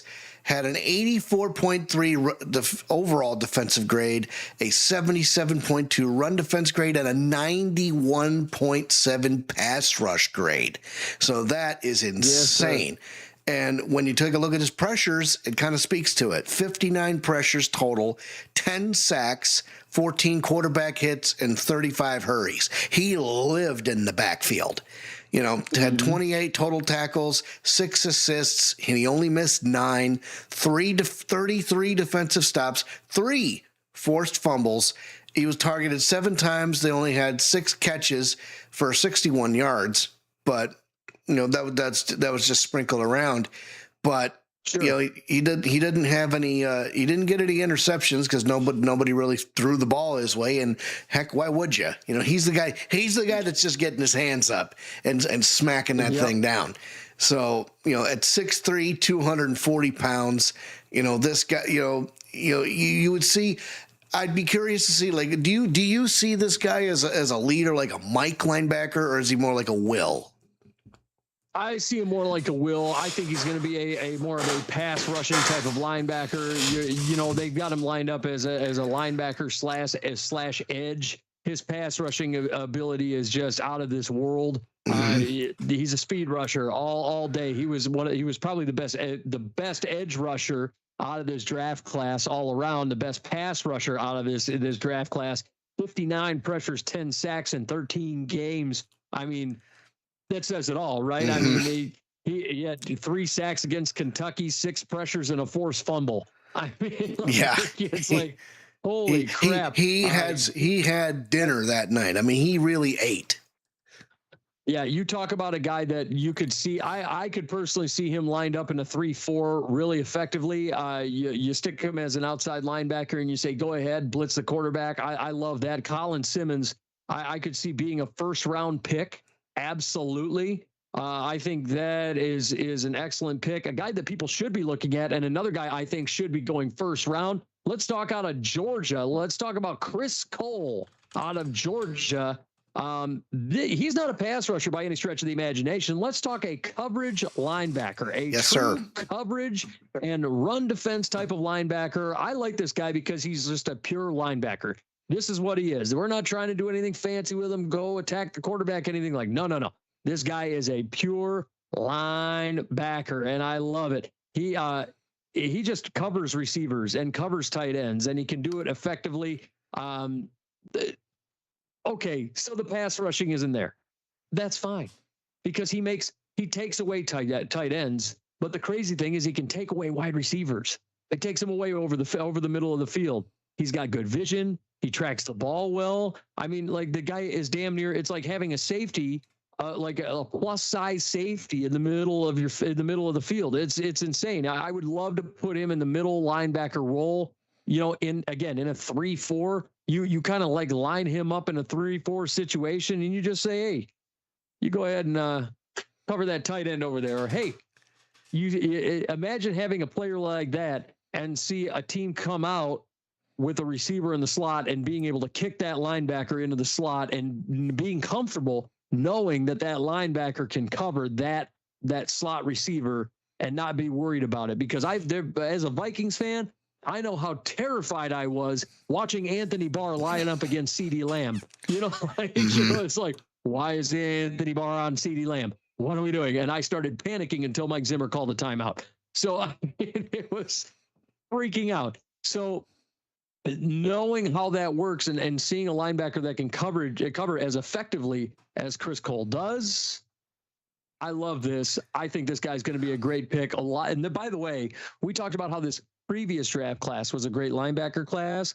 This upcoming 2027 draft class, crazy strong at the linebacker position. We're talking guys that are like 8 or 9 deep that we could be talking in like the first 40, 50 picks.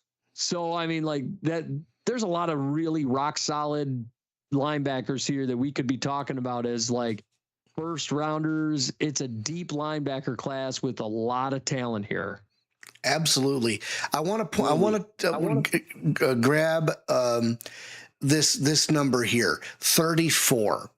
In the conference championship game against Alabama, Chris Cole gave up 34 yards with over 3 passes for a long of 19. You reduce those numbers. I mean, you don't get anything over 10.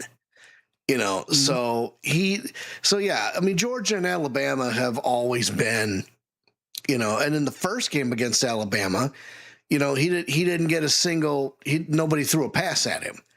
You know, he's had 44 snaps to begin with. So, you know, Alabama's always been tough with Georgia, but at the same time, you get those numbers down a little bit. It kind of shows just how much of a magnet this guy is on defenders. Yeah. Yeah, I agree. I think that he's able to shut down guys, and he's able to be effective in both the pass game and the run defense game. A lot of people say, oh, he's not as quick to react in the run defense game. I saw something entirely different out of this guy. I think he's special. I think people are going to need to really keep an eye on what he does. He's a really excellent player. I'm excited to see how he handles business this year. We're going to be talking about Chris Cole as a possible first-round pick, in my opinion. Let's go ahead and talk about corners. We got to jump into corners. Alex, who you got? Well, if there is, again, let's just stamp the bingo card right now. If there's any team that needs corners, it's the Minnesota Vikings. So who could they pick up at the cornerback position? Well, I've got a guy by the name of Leonard Moore out of the Notre Dame Fighting Irish. You want to talk a 91.8 overall defensive grade and a 92.5 coverage grade. Holy smokes. So he allowed one pressure, and he got one pressure and one hurry, but man, in coverage, he was targeted 48 times. They only caught 26 passes for only 201 yards. They had, 97 yards after the catch. The most was against USC. He had 3 touchdowns against him. But he got 5 interceptions. He collected 5 interceptions. So, that says a lot. I mean, he's a turnover machine too. So, yeah, you get a look at this guy, and I'm like, he's on defender, he's on offensive people, he's on wide receivers like stink on a monkey. He's a little small for his size. He's 6'2", 195. But what he has in lack of stature, he makes up for in speed, does he not? Yeah, definitely. Zone coverage corner. A lot of people have him projected as a top 10 pick, and I don't blame him. He's a stud all around. And even though he's primarily a zone coverage corner, still plays really well in man. That's a big thing. He can play both man and zone. Press man coverage is his jam. That's what he does. I love that a lot. And you like that little, it's his jam. Yeah. Come on now. You gotta love that. But, look, he's an excellent corner. He's going to be probably, in my opinion, I think he's probably going to be the best corner out of this draft class. I've been a big fan of his for a hot minute. Notre Dame notorious for having great defensive players. And this is one guy that I think people are going to be talking about is Leonard Moore. My guy is going to be sort of an interesting one. I think we're going to be talking about him. Bryce Pollock out of Texas Tech, another Texas Tech guy. I like Bryce Pollock a lot. This kind of an interesting one. I actually have 2 that we're going to talk about real quick. I'll start with Pollock though. More of a man coverage corner, more of a press man kind of guy. Very, very rock solid ball hawking kind of corner. He had five interceptions. Look, I like him a lot. Tackles really well. This guy is very in your face, very physical at the line of scrimmage. Very happy with his production so far. Very excited to see him as a number 1 corner for the Texas Tech Raiders. I want to see what he can do for Texas Tech this year. He reads routes well. He had 797 snaps as a full-time starter, and he did not get shaken up one bit. He looked just as strong as ever, game over game over game, high motor guy, and he's durable. I'm here for it, and listen, a lot of people say, oh, he needs to be,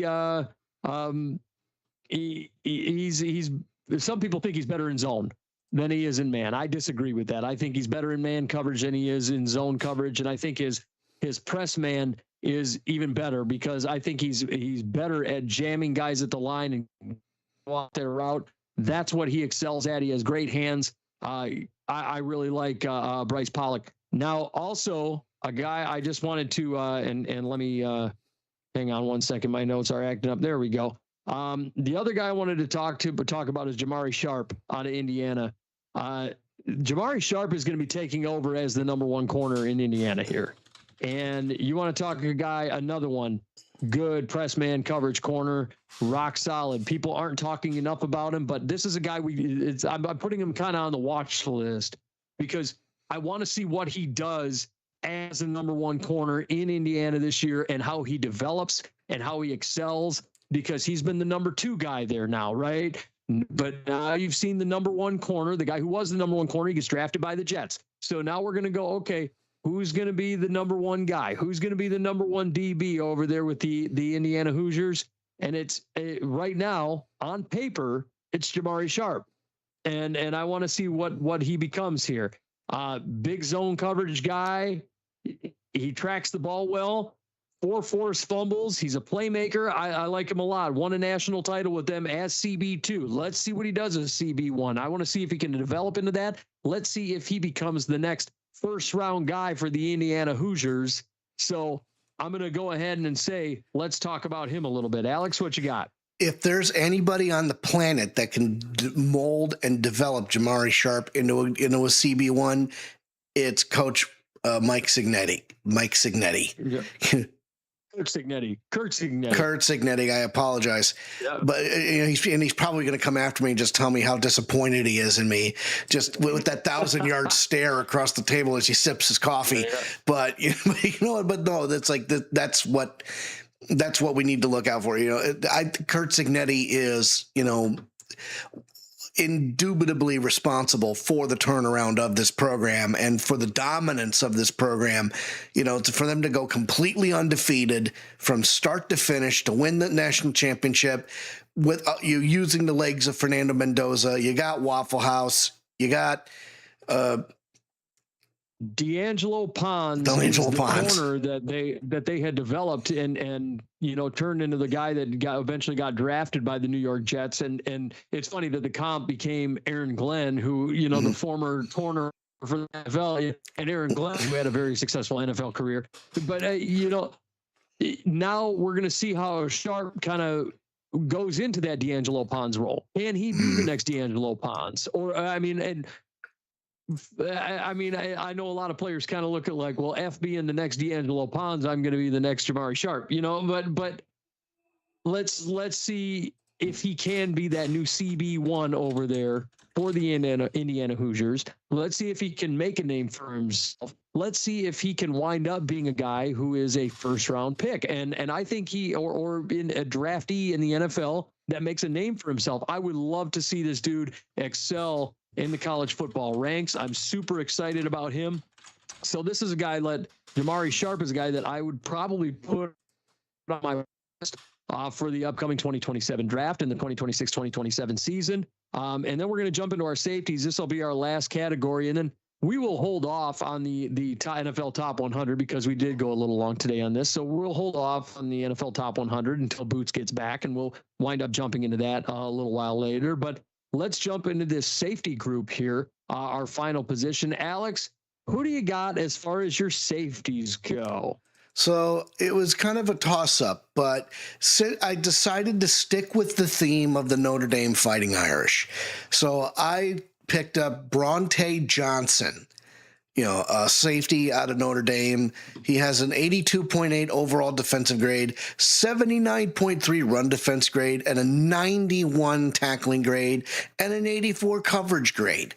So you want to talk about a guy, it sounds like run support is his big game. Defensive stops. He had 7 defensive stops. And he was only targeted 18 times last season, and they caught 13 passes for 155 yards. In the game against Pittsburgh, he was targeted twice with 1 catch for -4 yards, and he ended up getting an interception in the game, 4 picks altogether. Did not give up a single touchdown last year. Only gave up 109 yards after the catch. And there were several games where he had a big fat goose egg on there, including week 1 against the eventual national champion runners-up, the Miami Hurricanes. Now, when we talked about it last season, the first part of that season, Miami got, knocked around, but They did. Part of the reason why Notre Dame got snubbed, well, besides the fact that the college football playoff is a joke, but Miami ended up coming back. But you go back to that first game, and you say that how Bronte Johnson had 2 tackles in that game. Nobody targeted him at all. He was an incredibly prolific defensive player. And his best game of the season came against Pittsburgh in Week 12. What say you? Tate Johnson reminds me of Brian Branch all day long. Mm-hmm. That's a great comp. Guy who, you want to talk a guy that can play anywhere on the line. You can line him up in the slot. He does really well. He kind of reminds me of Brian Branch in that he's a really good nickel safety. I really like him in that role. He's a strong finishing tackler, which I like that. He finishes his tackles every single time. Real ball hawking type of safety. So I really like that out of him. He can do it all. He's really kind of like a do it all type of like Swiss Army knife type of safety. You can put him anywhere. You can put him in the slot. You can put him at free safety. You can put him at strong safety. You can line him up in the box. He can do just about anything. Tate Johnson's he's a rock solid player, a guy that I agree with you. And what's funny is he's not even considered by a lot of people. He's not even considered the best safety out of this class. It's KJ Bolden out of Georgia is considered the best safety out of this class. But I agree with you that I think Tate Johnson is honestly probably better than KJ Bolden in my opinion. And Notre Dame has a track record of producing great safeties. That has just been that. If you want to talk a university that is safety university, look no further than Notre Dame. And if you look at the track record, they have produced some Hall of Fame caliber safeties recently, within the last 10 to 15 years. And really, you look at it, it's Harrison Smith, case in point. And that's just me just being a Vikings fan. Look no further than the Baltimore Ravens right now. Who's over there? Kyle Hamilton, right? So we look at some of these safeties that come out of Notre Dame. Tate Johnson may be the next big one. For me, the guy that I like, Jelani McDonald out of Texas. I'm liking this kid a lot. You want to talk a tackler and a run support safety. That's exactly what this guy is. He can play anywhere on the line as well, but pure tackler, run support safety all day long. He's not afraid to get in the action. He's not afraid to play in the box. He's not afraid to just be in the trenches a little bit. He's not afraid of shit. This guy gets down and nasty. He gets in the dirt and he's like, all right, let's rock and roll. Not as savvy in coverage. I'd like to see the coverage kind of improve a little bit, but ultimately as a run support safety, this guy is rock solid, and I'm okay with that. I'm okay with his current skill set. Like I said, if we can improve that coverage a little bit, just a hair, we might be seeing a great safety in the NFL as far as Jelani McDonald goes. Most people have him projected as like a second round kind of guy, maybe a third, maybe an early third. To me, I think he can be an early second round guy. You could be talking about Jelani McDonald out of Texas, but special player, 199 pounds. Like this kid a lot. He's got definitely a skill set that reads NFL caliber. What do you believe? 100%. He has a 91.4 tackling grade. So again, gets right there in the dirt, and oddly enough, I do agree with you, because he had the majority of his snaps last year were coverage snaps and he only posted a 72.9. That does tell you that there's something to be desired. But, on the flip side of that, 69 tackles, 18 assists. He only missed 5. He didn't have any. He recorded an interception. He got a touchdown pass, but he did record 3 picks. So you want to have a guy that can turn the ball over. That's the guy you want. Yeah, and you're right. If he can improve, and again, at the college level, these coaches can mold and shape these kids to become better. So I think my hopes are high that we'll see that coverage grade bump up significantly over the next college season. Absolutely. He's the kind of safety where if he goes to the, team and scheme matters. And if he goes to the right and he goes to the right coach, especially in college, they can mold him, like you said. But if he goes to the right team and scheme at the NFL level, we're talking about, let's say he goes to Seattle.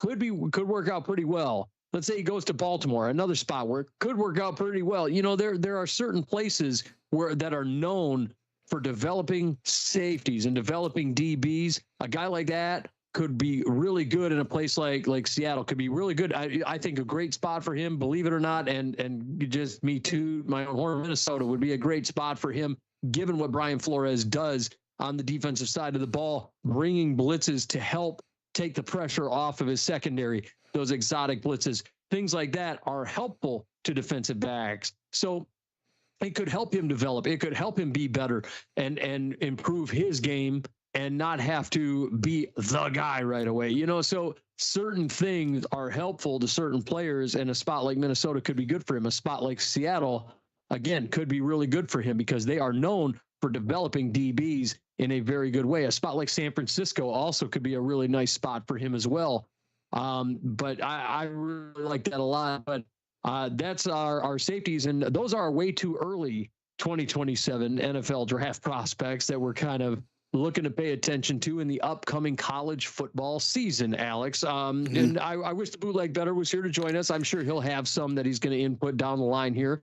Yep. But, we're sure he's going to be putting up, racking up his bootleg B team, and the B stands for B. Players that start with the letter B, but you know what? We saw a lot of good guys on the bootleg B team, and we're always so excited to hear about it. And he can pick some players that are really diamonds in the rough, and like, I never heard of that kid. And then you start watching them like, holy shit. Yeah. Sometimes the bootleg better just catches me off guard with some of the guys that he just finds these diamonds in the rough. And that's one thing I love about this show is we all find some players where it's like, hey, I didn't know about that. I didn't notice that guy.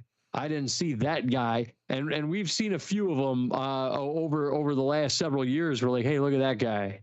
Hey, look at this guy. And we kind of notice guys out of the Senior Bowl or whatever the case may be, and we kind of pick up on them. And I love it. I love what we do on this show. I love the guys that we wind up finding in all these different areas. So I'm pretty excited about this upcoming college football season. We're going to be paying close attention to these players. And Alex, man, that's our show. But for those of you listening to this live, I appreciate you guys joining us live for this special presentation that we did on the live feed. But for those of you listening to this podcast, for those of you listening in podcast land, this episode will be a week old. We're putting this one in the can for you guys for 4th of July because I'm going to be on vacation. I'm going to be enjoying my vacation. So I'll be back home actually on the 4th of July is when I'm going to walk back in the door, and I will post this for you guys on the 4th of July. So you will see me post this for you. And then when I post this for you on the 4th of July, we'll have a fresh episode up for you. And then the bootleg better will be joining us live. We'll finally be back live with Boots on July the 11th. For the special bootleg, I'm just going to call it the bootleg better special, where he's just going to go through all things Boots. We're going to be talking about his season predictor. We're going to be talking about the bootleg betters 5 bold predictions. We're going to be talking, and then we're going to be jumping into the NFL top 100 stuff. We got all kinds of stuff around the bend here. It's the middle of July. We're about 6-7 weeks away from football starting. I mean, we got fantasy football stuff around the corner. We got all kinds of stuff coming. We got news around the league. So you guys, and on July 11th, you're going to get not 1, but 2 weeks worth of news. So we're going to be doing all kinds of fun stuff. So I hope everybody enjoyed this special presentation live. I'm glad that the hero of the day, No Shot by TTV, the artist formerly known as Big Willie Dubs Gaming, could join us. But Will, thank you for joining us on the show today. But folks, I appreciate everybody being involved. I appreciate the increased listenership. I do appreciate everybody joining us. It's been a great run so far this offseason. I'm super excited for football, Alex, and we got a few weeks till fantasy football season. Well, we got to get ready for that too. Goodness gracious, it's right around the corner. Great balls of fire. We got Memorial League. Yeah, we got a lot of stuff going on. Yeah, you know what? I think this is going to be my year. You know, I really honestly think so. You know, it's been a kind of a back and forth kind of thing. You know, and I'm excited to see how my first dynasty season goes. You know, that'll be an experience. I feel like I just need to get a Dallas Cowboys helmet for you after saying that. But, you know, it's going to be my year. It's going to be my year. But it's always their year. But folks, that's our show. Before we get out of here, I want to give a shout out to It's Your Time Massage. Amanda's a wonderful massage therapist. She does amazing work over here in the Metro Detroit area. If you're looking for a massage, you got to check it out over at iytmassage.com, or you can check her out at It's Your Time Massage LLC on Facebook and book yourself an appointment. And folks, remember, it's your time. Also, let's go ahead and talk about the artist formerly known as Big Willie Dubs Gaming, now known as No Shot Bot TTV. Will's doing some great stuff over on his channel, over on Twitch, Kick, and on Instagram. You got to get a follow over there on Instagram, man. He's nearing that 1,000 mark, folks. We got to get him. We got to get him over there on the gram here. I want to get him live on the gram. Damn it, that's what I want to be doing for him. Yeah, and you don't forget our favorite platform. The TikTok.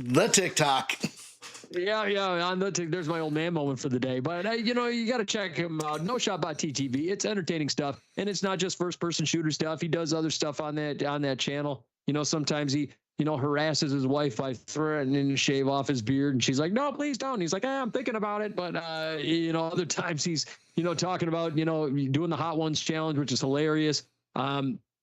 I ate nasty jelly beans with him on there. That was gross. I ate one that tasted like a booger. It was a great time, though. It was very funny. I really enjoy being a part of his channel every now and then. I just kind of barge in on him like, "Hey, Will, I'm coming to harass you." So just check it out. No Shot Bot TTV. His stuff is awesome. It's very entertaining. Part of a gaming team now, an FPS team, which, Alex, the name of that team is? Team NVS.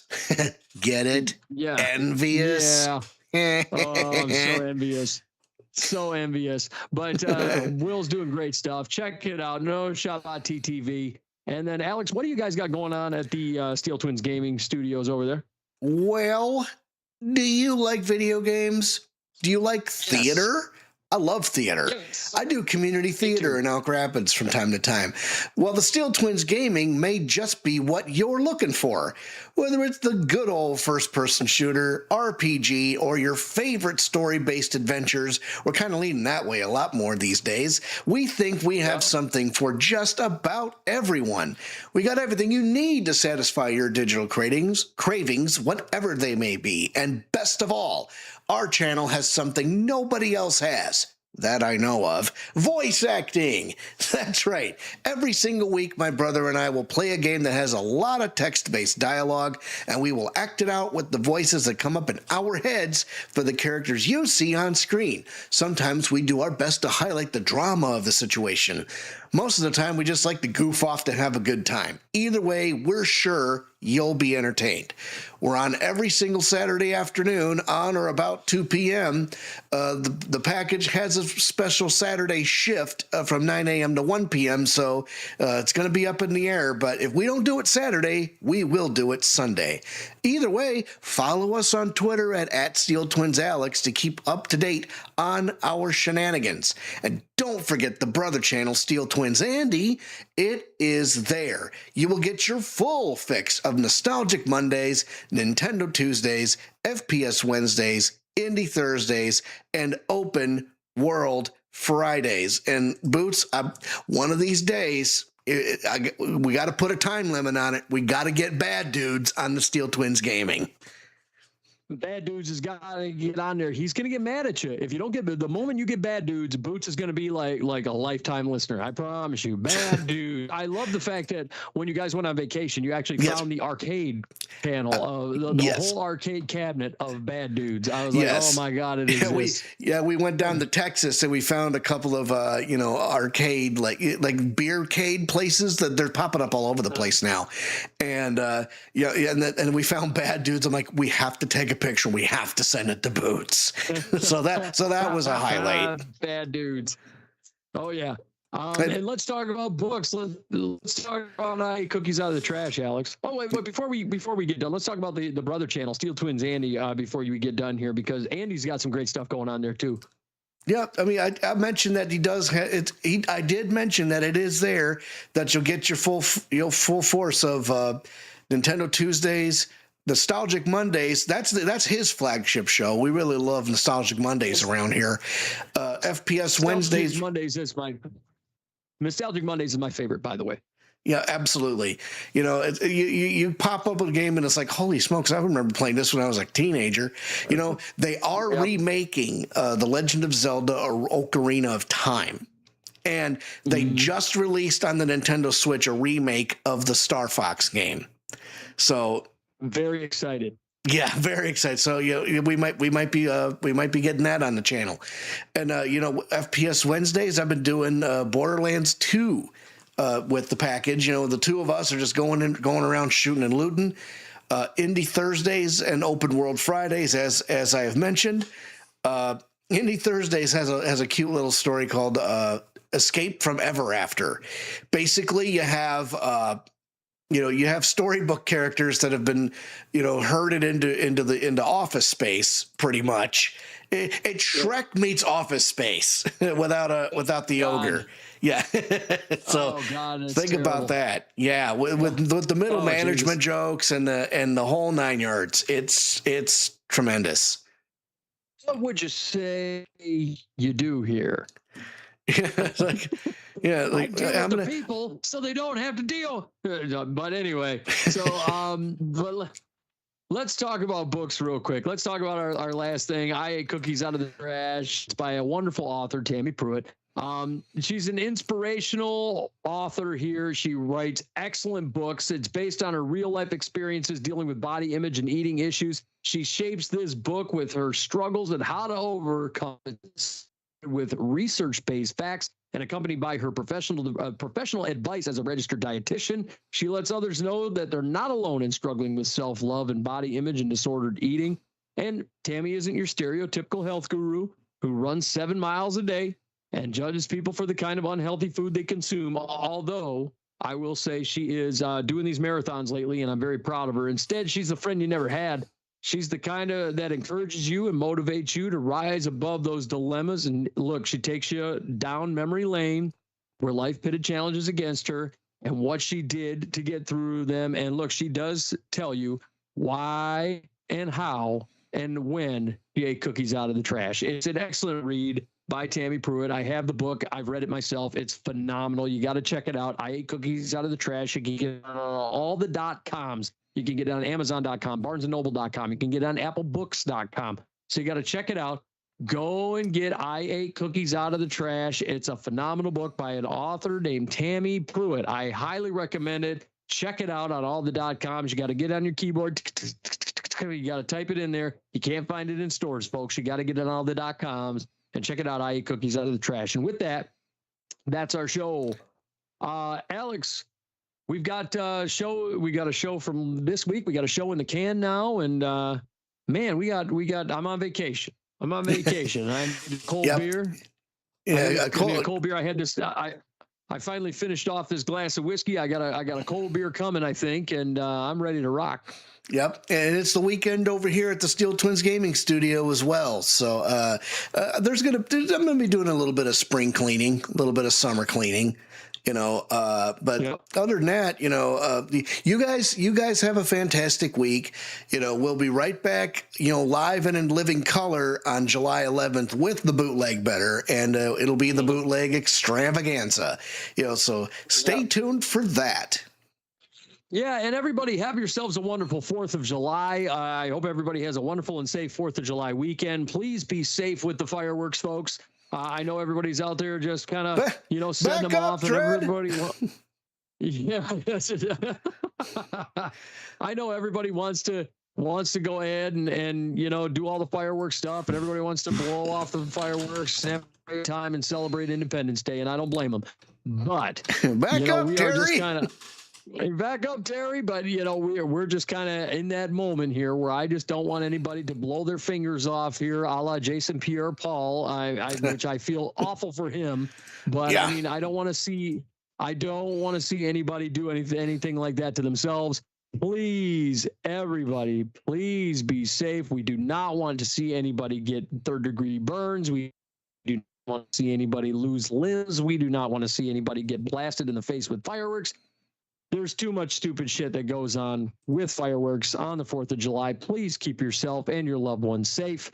Don't do anything stupid with fireworks in the name of America, as Will says in the chat. So I appreciate everybody. Enjoy your 4th of July. Enjoy your family. Take care of yourselves and each other.